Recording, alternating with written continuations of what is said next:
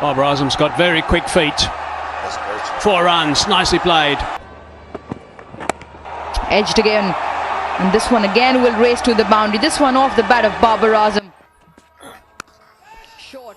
पाकिस्तानी शेर बाबर आजम आखिर पंहिंजे पाकिस्तान खे शिकस्त खां बचाइण जे किनारे ते पहुचाए छॾियो. A little bit of width. Paddles that away. Runs off the face. Pakistani captain आखिर ज़ाहिर करे छॾियो त हू खानदानी बैट्समैन ऐं खानदानी शेर आहे. Oh, into that leg side, just over. This might go for 4. Down the leg side, and we've seen this a couple of times where... नाज़रीन तव्हांखे यादि रहे त बाबर आज़म अकमल बिरादरान जे नस्ल मां आहे. हुननि जे पंहिंजे खानदान जो नस्ल उहे पंहिंजे खानदानी जोर ॾेखारींदे आख़िर पाकिस्तान खे ॿुॾी बचण खां बचाए छॾियो आहे. It's a friendly freebie to start proceedings. That's put away for 4.